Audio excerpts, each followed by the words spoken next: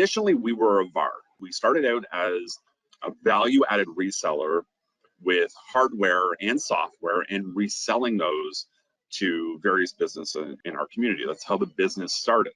What happened is that there was no effort over the years, or I would say very little effort, to modernize that business into a proactive managed services. So this might resonate with you today in your own MSP practices, is that you have to be mindful of digital transformation. And then I think if you have like a CTO, or if you're a really big MSP, you might even have a CIO or a CISO or something like that. But the business needs to be mindful of progression and change.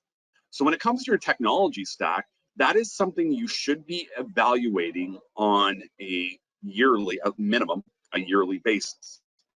And what I recommend that you do, and I did this effort when I was at that really big MSP, is that we formulated just a simple Excel spreadsheet that combined all of the technologies that we used either internally or externally with our customers.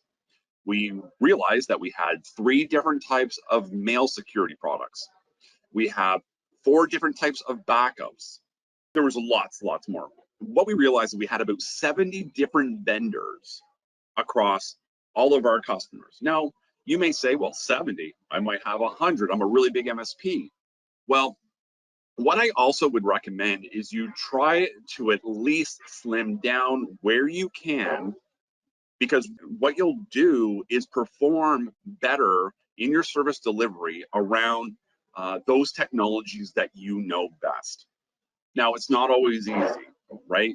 You have pricing considerations. Sometimes when you go back to your customers, you'll have things like, I don't want a price increase, what have you, and I get it, right? Those are sometimes very difficult conversations to have with your customers. So it's one of those things where what I did was I kind of had to force the hand a little bit. We had some older technologies that were kind of in what I would call maintenance. Yes, they were very cheap and we were making some good margins on it, but my tech team didn't even know how to support it anymore or support our customers with it. They were struggling.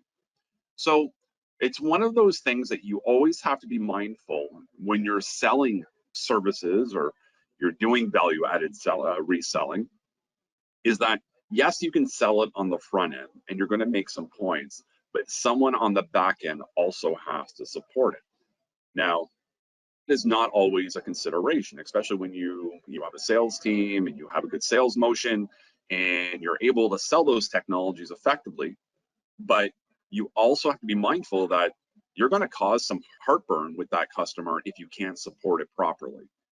And I saw it time again, and that is why I went through that particular exercise.